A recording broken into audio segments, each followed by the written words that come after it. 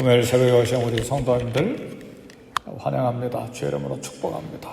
우리 서로 인사하실까요? 손을 들어서 인사하십시다. 할렐루야. 반갑습니다. 네. 어제도 옷에 관한 이야기를 잠깐 했습니다. 네. 미국에서는 옷 입는 습관이 아주 단순하죠. 이렇게 크게 격식 차리지 않고 간단히 청바지 하나에 날씨가 춥지 않으면 티셔츠 하나 입으면 누가 뭐라고 아무 말 안 하죠. 그렇죠? 네. 그런 면에서 미국은 굉장히 실용적이다. 우리 한국 사람처럼 이렇게 체면 차리느라 옷을 이렇게 격식 있게 입느라 신경을 많이 쓰는 것 같아요.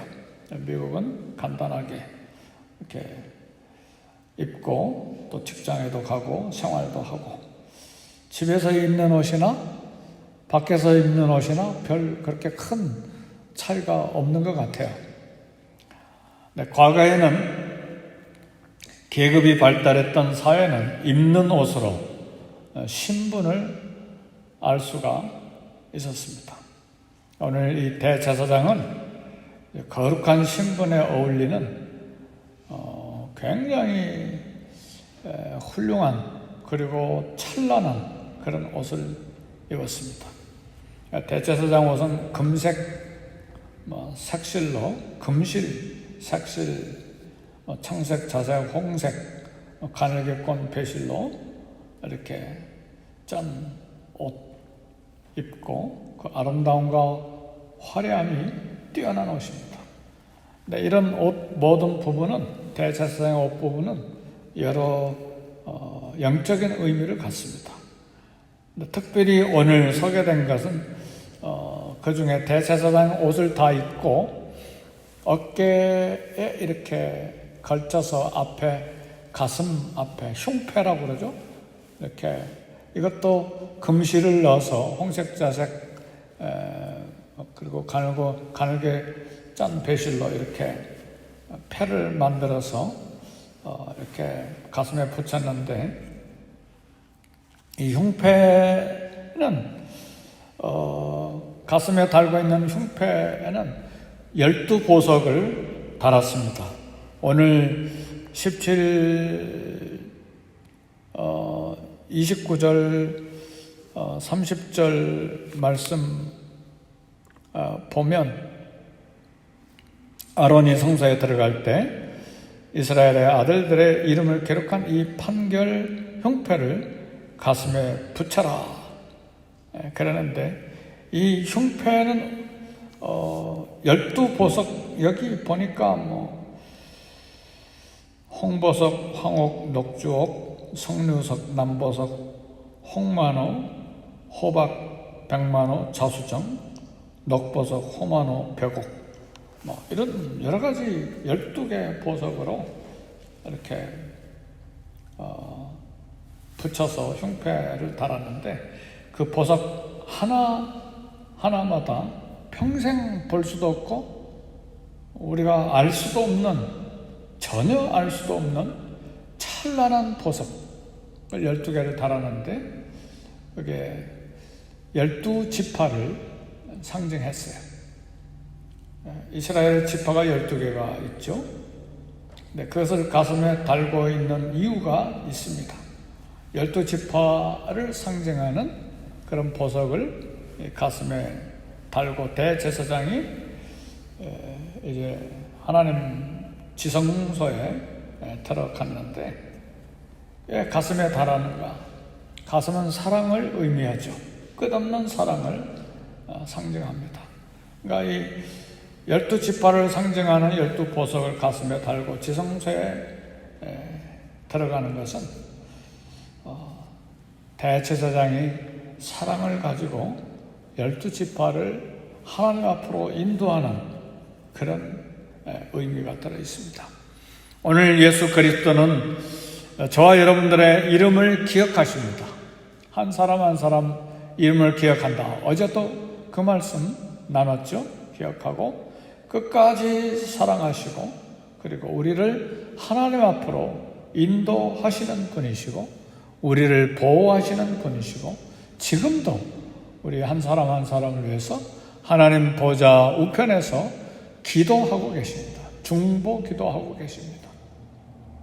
할렐루야. 오늘 우리가 이 땅에 생존하는 것은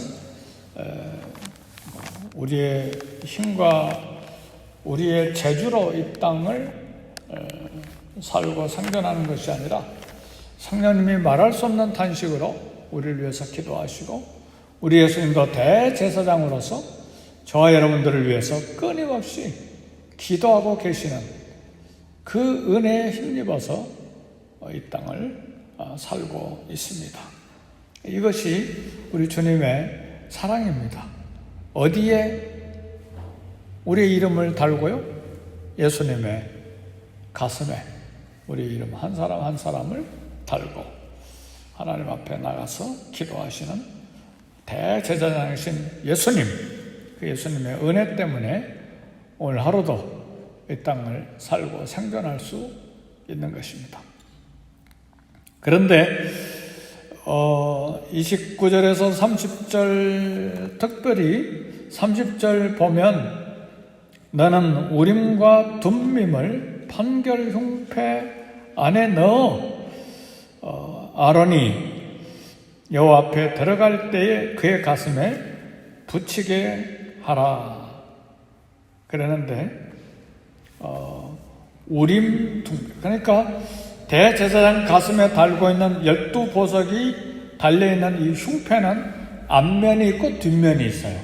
앞면은 12보석을 달았고 뒷면에는 주머니가 이렇게 있어서 거기에다가 우림과 그 다음에 둠밈이라는 차돌 같은 보석 종류 2개를 거기에다가 넣습니다.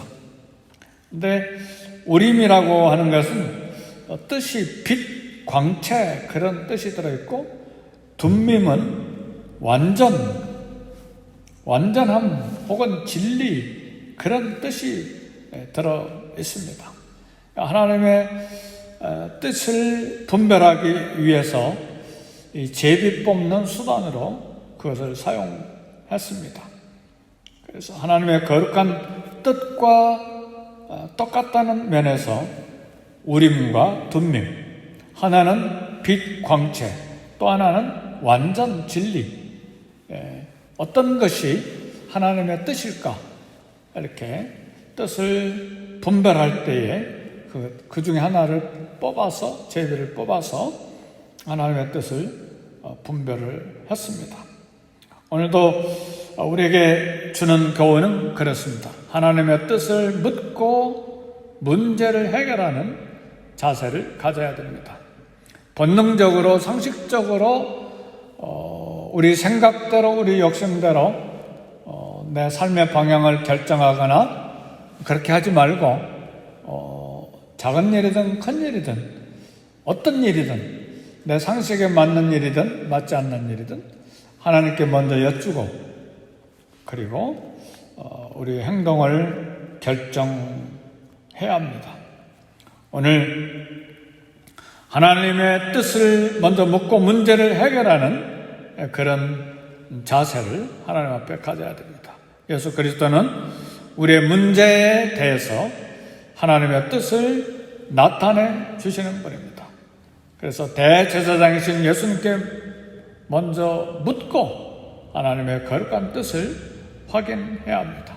우리는 인생의 문제 해결할 능력이 없습니다. 많이 안다고 생각하는데 그러지가 않아요. 사랑하는 성도, 예를 들면 쉽게 예를 든다면 우리가 오늘 새벽에도 교회 오는데 주차장에 가서 혹은 차 파킹해 놓은 곳에 가서 차를 타고 이곳에 오잖아요. 오는데 오는 길이 여러 가지가 있을 수 있잖아요. 그렇죠? 저 같으면 고속도로를 타고 이렇게 들어오는 방법도 있고 올림픽으로 올 수도 있고 팔가로 올 수도 있고 주로 제가 삼가를 통해서 오는데 삼가를 통해서 이렇게 들어올 수도 있고 다양한 방법으로 올 수도 있는데, 예를 들면 그렇다 그 말이에요. 모든 길이 하나님께서 인도하심을 받는 길이어야 된다 그 말이죠. 어떤 길은 사고를 만날 수 있는 길이 있고 깜깜한 새벽이니까, 어떤 길은 평탄한 길일 수도 있고, 그렇죠? 그러니까 우리 인생길도 역시 마찬가지예요. 하나님께서 우리 길을 인도하실 때에 온전한 길로, 그리고 안전한 길로, 그리고 빛된 길로 이렇게 인도함을 받아서 인생길을 걸어가야 되는데, 우리가 그 길을 알지 못한다는 말이죠. 그래서 하나님께 여쭈고 하나님 뜻을 묻고, 그리고 그 거룩한 뜻을 확인하고 인생길을 걸어가야 합니다. 사울왕은 블레셋과 전쟁 때에 하나님께 묻지 않고 신접한 여인은 강신술이라고 귀신을 불러내는 그런 무당이에요. 하나님 백성 이스라엘 왕 사울이 하나님께 끝까지 묻지 않고 대답이 없고 느리다고 신접한 여인 무당에게 가서 이 블레셋과 전쟁하는데 어떻게 되겠습니까? 하고 가서 물었어요.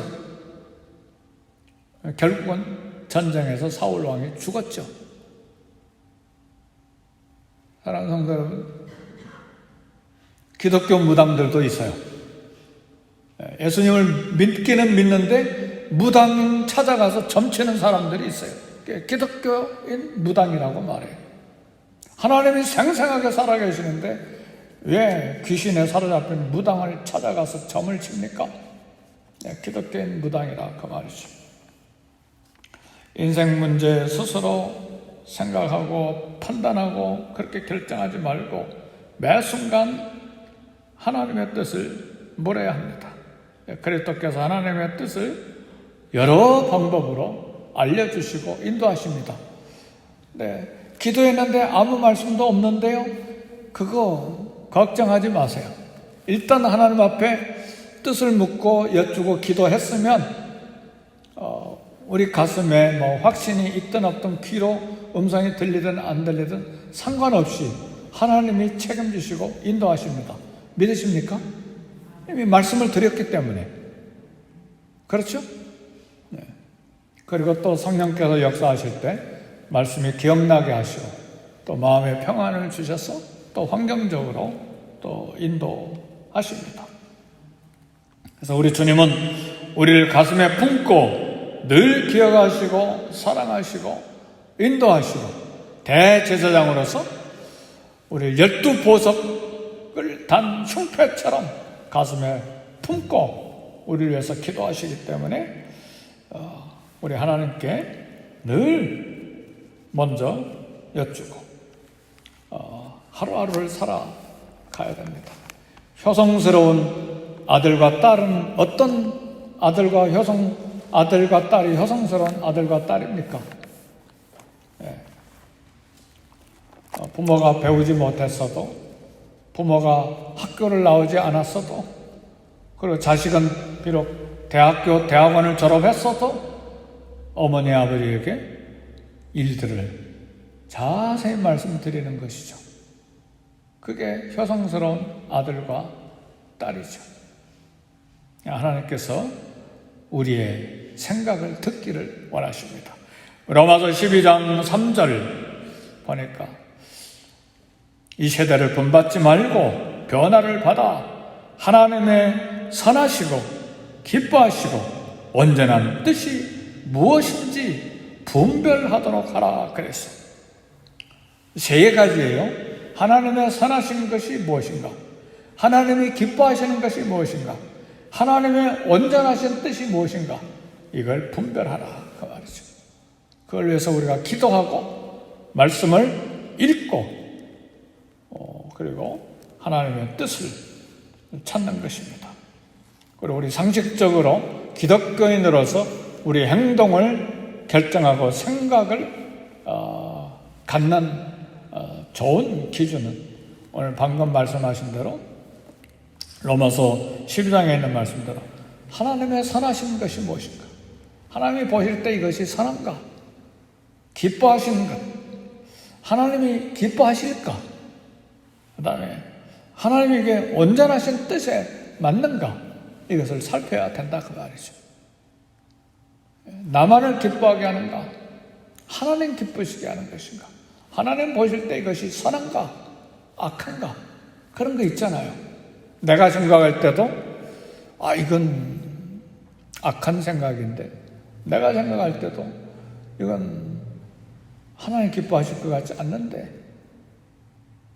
이거 온전한 것이 아닌데, 그런데도 욕심을 따라 하는 것은 이미 하나님의 뜻을 멀리 벗어난 것이죠.